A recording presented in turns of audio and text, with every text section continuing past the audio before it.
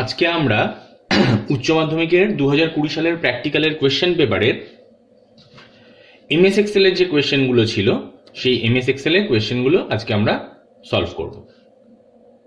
তো সবার আগে প্রশ্নপত্র যেটা ছিল প্র্যাকটিক্যালের, সেই প্রশ্নপত্রটা আমরা খুলে নিলাম। তো সেখানে প্রথম যে কোয়েশ্চেনটা ছিল গ্রুপ এ থেকে, বিভাগ ক থেকে এমএস এক্সেল এর, সেই প্রশ্নটা আগে একটু আমরা পড়ে নিই। ফার্স্ট কোয়েশ্চেনটায় বলা হয়েছে এমএস এক্সেল ব্যবহার করে একটি নতুন ওয়ার্কবুক খোলো। এখন সেল A1 থেকে শুরু করে নিম্নলিখিত ডেটাগুলি রাখো। তাহলে আমাদের এখানে একটা স্ট্রাকচার দিয়ে দিয়েছে টেবিলের মতো, টেবিলের ফর্মে। তো সেই ডেটাগুলো আমাদের A1 সেল থেকে শুরু করে পরপর রাখতে বলা হয়েছে। তো সবার আগে আমরা যেটা করব, যে একটা ওয়ার্কশিট নিউ ওয়ার্কশিট আগে আমরা নিয়ে নেব। তাহলে আমরা জানি যে স্টার্ট থেকে গিয়ে, প্রোগ্রামস থেকে গিয়ে নেওয়া যায়। সেটা আমরা শর্টকাটে, এছাড়া মাউসের রাইট ক্লিক করে নিউ থেকে মাইক্রোসফট অফিস এক্সেল ওয়ার্কশিট, এটা ভাবেও আমরা একটা ওয়ার্কশিট নিয়ে নিতে পারি নতুন। তাহলে এখানে আমরা নাম দিচ্ছি A1 বলে। এবার এই ওয়ার্কশিটটা আমরা ডাবল ক্লিক করে ওপেন করে নিচ্ছি। তো এখানে আমাদের যেটা বলে দেওয়া হয়েছে, যে পরপর যেই ডেটাগুলো রাখতে বলার কথা হয়েছে, কোয়েশ্চেন পেপারটা আমরা একবার দেখে নিচ্ছি। তাহলে এখানে এরকম A1 সেল থেকে শুরু করে পরপর যা লেখা আছে সেগুলো আমরা পরপর লিখতে থাকব। তাহলে ফার্স্টেই একদম A1 সেলে যেটা লেখা হয়েছে সেটা হচ্ছে কার মডেল বলে। তাহলে যা যা লেখার কথা আমাদের, সেগুলো পরপর আমরা লিখে নিচ্ছি। আচ্ছা, এখানে যেটা করব, আমরা এই প্রত্যেক কটা যে কলম আছে, কলমের ফিক্স সাইজ যেখানে এটা বাই ডিফল্ট সাইজ হয়ে রয়েছে, সেগুলোকে আমরা একটু প্রথমে এই কলম হেডারে ক্লিক করে আমরা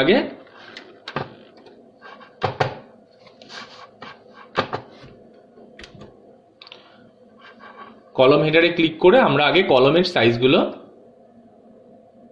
বাড়িয়ে নিচ্ছি। যেহেতু আমাদের এই যে হেডিংগুলো আছে সেগুলো একটু, লেখাগুলো একটু বড় বড় রয়েছে, তো যেই সাইজ বাই ডিফল্ট সাইজটা হয়ে রয়েছে সেইখানে আমাদের কলম ভেতরের লেখাগুলো ঠিকঠাক আসতো না। তাই আমরা কি করলাম, যে এই প্রত্যেক কটার সাইজ একটু, যে কটা আমাদের লাগবে, দেখতে পাচ্ছি আমরা কোয়েশ্চেন পেপার যেটা রয়েছে সেখানে মোট 4টে কলম রয়েছে। তো আমরা 4টে কলম এখানে A, B, C এবং D এদের সাইজগুলোকে আমরা বাড়িয়ে নিলাম, কলম উইডথটা আমরা চেঞ্জ করে নিলাম নিজেদের সুবিধা মতো। তাহলে এবার যে ডেটাগুলো এন্ট্রি করতে বলা আছে আমরা পরপর এন্ট্রি করতে থাকবো। তাহলে A1 সেলে আমাদের কার মডেল বলে লিখতে বলা হয়েছে।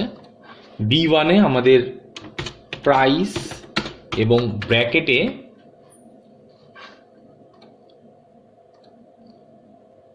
রুপিস বলে, মানে RS লিখতে বলা হয়েছে, লিখলাম। C1 সেলে এফিসিয়েন্সি বলে লিখতে বলা হয়েছে, হেডিং দিতে বলা হয়েছে। এবং D1-এ ক্যাপাসিটি। এরপরে A2 সেলে যা যা রেকর্ড এন্ট্রি করতে বলা হয়েছে সেগুলো আমরা পরপর করতে থাকছি।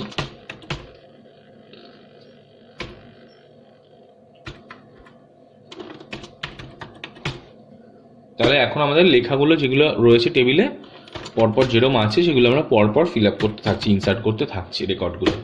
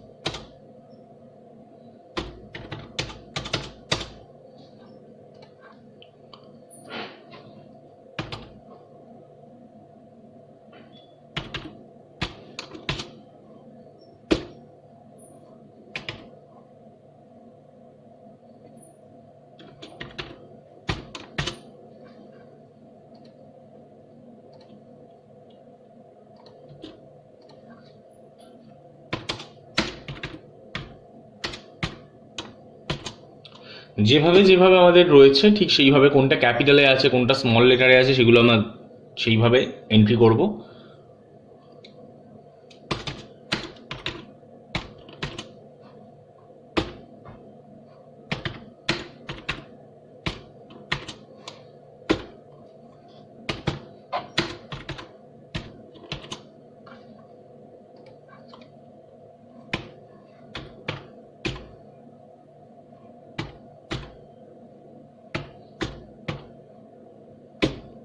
তাহলে যেই যেই রেকর্ডগুলো আমাদের এন্ট্রি করতে বলা হয়েছিল সেগুলো আমাদের এন্ট্রি করার কাজ কমপ্লিট হয়ে গেছে।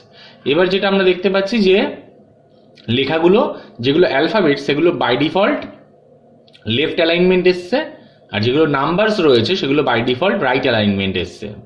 মানে সেলের একটা একদম বাম দিক ঘেঁষে আছে, একটা একদম ডান দিক ঘেঁষে আছে, সংখ্যাগুলো ডান দিক ঘেঁষে আছে সেলের, আর অ্যালফাবেটগুলো ক্যারেক্টারগুলো সেগুলো আমাদের সেলের বাম দিক ঘেঁষে আছে। তো আমরা যে স্ট্রাকচারটা আমাদের দিয়ে দেওয়া আছে এখানে দেখতে পাচ্ছি সবগুলো এরকম সেলের মাঝ বরাবর রয়েছে, মানে আমাদের এর অ্যালাইনমেন্টটা চেঞ্জ করতে হবে। তাহলে সমস্তগুলো আমরা সিলেক্ট করছি কিবোর্ডের শিফট আর অ্যারো কি এর সাহায্যে।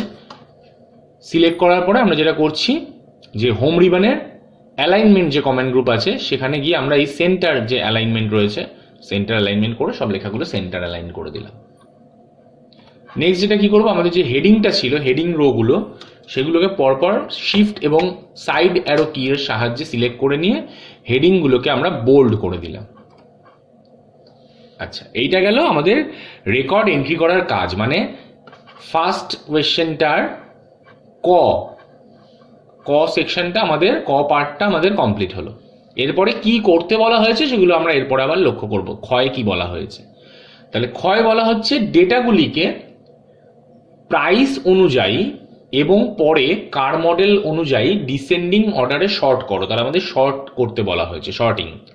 তাহলে সেই শর্টিং এর জন্য দুবার শর্ট করতে বলা হয়েছে, যে প্রথমে প্রাইস অনুযায়ী শর্টিং হবে এবং পরে কার মডেল অনুযায়ী। তাহলে প্রাইস অনুযায়ী মানে হচ্ছে এই সেকেন্ড যে কলামটা সেই অনুযায়ী একবার শর্ট করতে বলা হয়েছে, এবং তারপরে কার মডেল যে ফার্স্ট কলাম যেটা সেই কার মডেল অনুযায়ী ডিসেন্ডিং শর্ট করতে বলা হয়েছে, ডিসেন্ডিং অর্ডারে শর্টিং।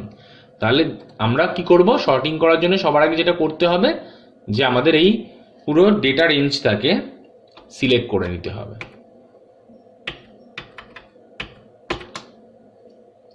সিলেক্ট করে আমরা দেখতে পাচ্ছি যে আমাদের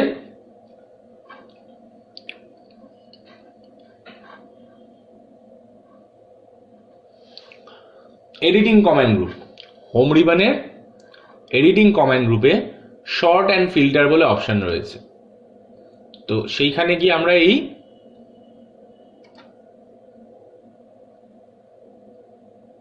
কাস্টম শর্ট বাটনে ক্লিক করব। তাহলে হোম রিবনের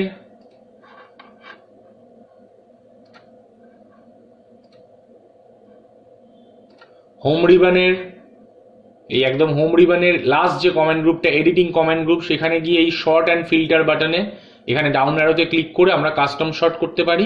বা আরেকটা হচ্ছে কি যে আমরা এই ডেটা রিবনের এই শর্ট অপশনেও যেতে পারি আমরা এখানে।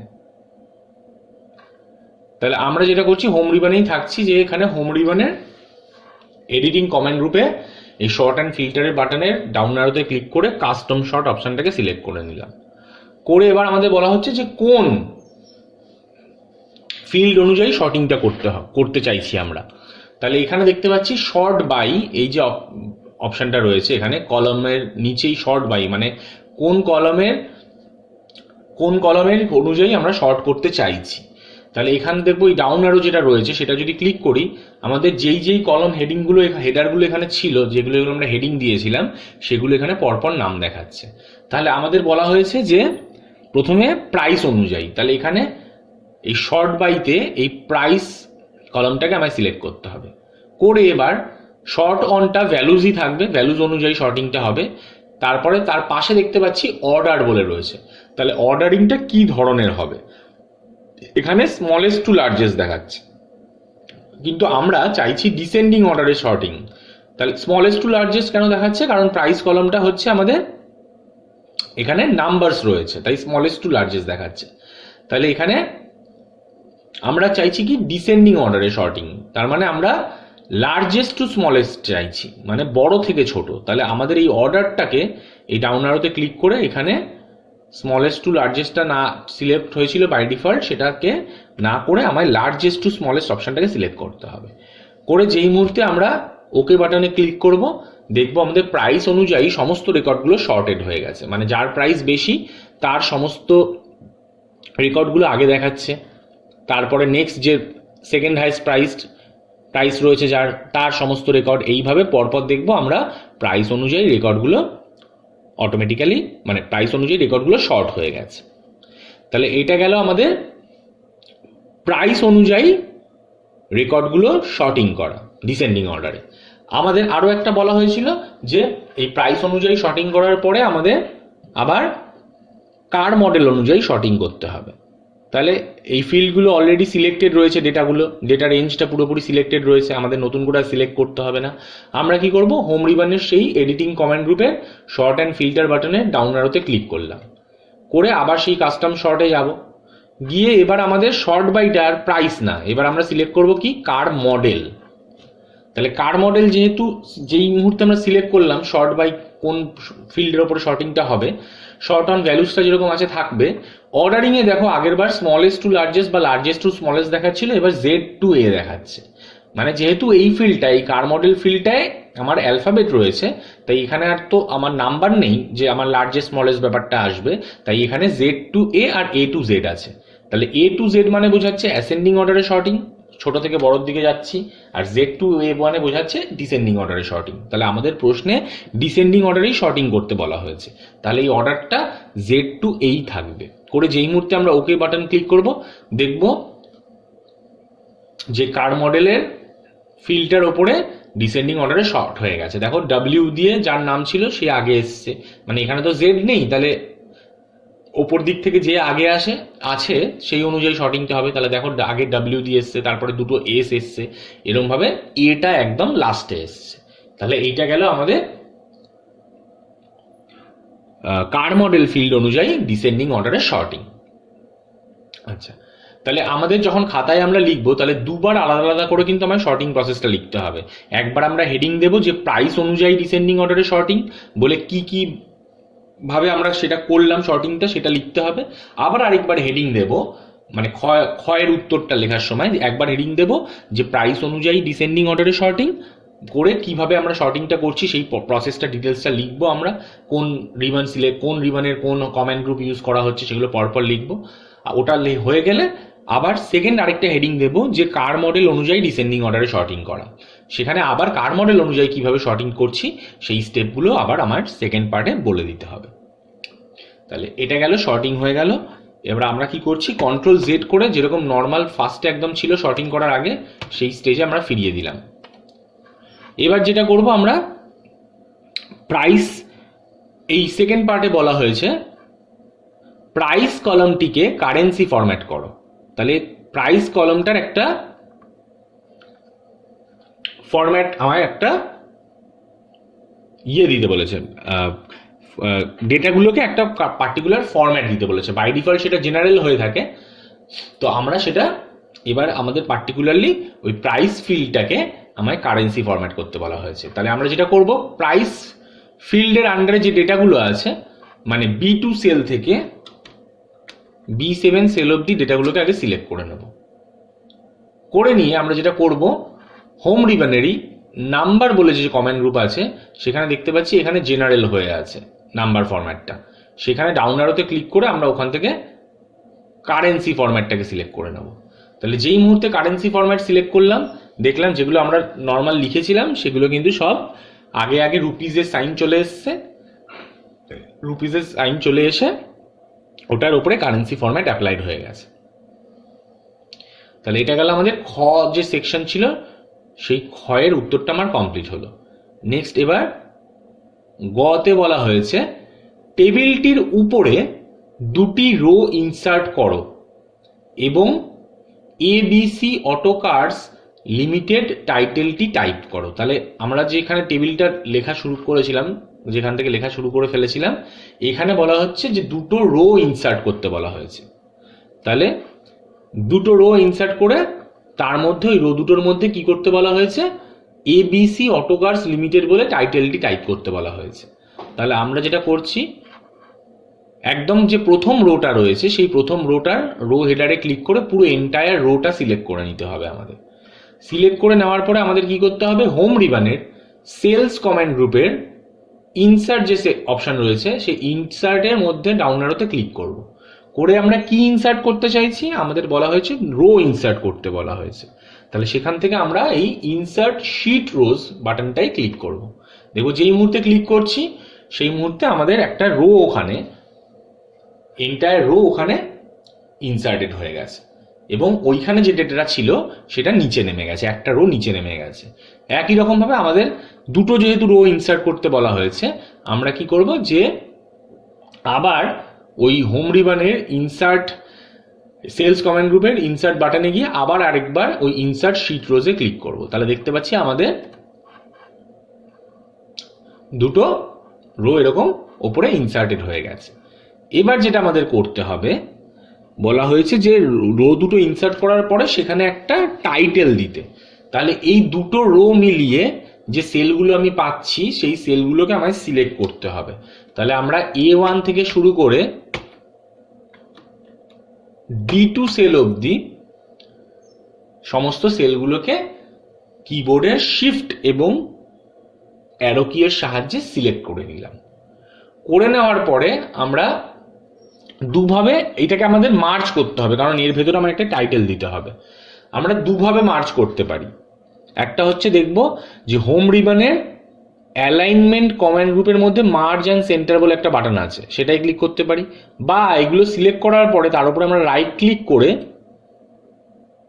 ক্লিক করে ফরম্যাট সেলসে গিয়ে সেখানেও আমরা এই অ্যালাইনমেন্ট ট্যাবটার মধ্যে মার্জ সেলসে ক্লিক করে মার্জ করতে পারি। তাহলে এটা একটু প্রসেসটা লেন্দি হয়ে যাচ্ছে।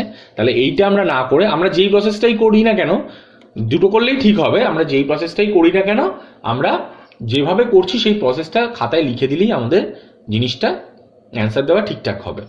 তাহলে আমরা এইটা সিলেক্ট করার পরে যেটা করলাম, হোম রিবানের অ্যালাইনমেন্ট কমেন্ট গ্রুপের এই মার্জ অ্যান্ড সেন্টার বাটনে ক্লিক করলাম। দেখলাম করা মাত্রই যে সেলগুলো ছিল সেগুলো মার্জ হয়ে গিয়ে একটা সিঙ্গেল সেল হিসেবে দেখাচ্ছে।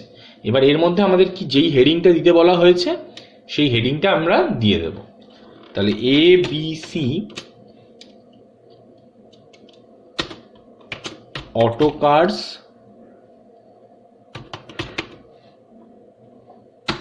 LTD বলে এই হেডিংটা দিতে বলা হয়েছে। তাহলে এইটা টাইপ করে আমরা যেটা করছি, এটাকে সিলেক্ট করে নিয়ে আমরা, এটা বাই ডিফল্ট সেন্টার অ্যালাইনমেন্ট তো হয়েই আছে, আমরা সেটাকে আবার মিডল অ্যালাইনমেন্টও সেট করে দিলাম। তাহলে লেখাটা এরকম মিডলে চলে আসবে ওই সেলটা। তাহলে আমাদের এই গতে যেই কাজটা বলা দেওয়া ছিল, এই প্রশ্নের গ পার্টে যেই কাজটা বলা ছিল সেই কাজটা আমাদের কমপ্লিট করা হয়ে গেছে। টেবিলটির উপরে দুটি রো ইনসার্ট করো এবং ABC অটো কার্স লিমিটেড টাইটেলটি টাইপ করো। আমাদের টাইটেলটি টাইপ করা হয়ে গেছে। এরপরে লাস্ট যে পার্ট, সেখানে বলা হয়েছে কি যে কার মডেলের প্রাইসের উপরে একটি কলাম চার্ট বানাও। কার মডেলের প্রাইসের উপরে, তাহলে দুটো ফিল্ডের কথা এখানে মেনশন করা হয়েছে, এক হচ্ছে কার মডেল, আরেকটা হচ্ছে প্রাইস। তাহলে এদের উপরে বেস করে আমায় কি বলা হয়েছে, একটা কলাম চার্ট তৈরি করতে বলা হয়েছে। তাহলে আমরা যেটা করব, যে যেই দুটো ফিল্ড এখানে মেনশন করে দেওয়া হয়েছে সেই দুটো ফিল্ডকে আমরা আগে সিলেক্ট করব। তাহলে সেটা সিলেক্ট করার জন্য আমরা কি করছি,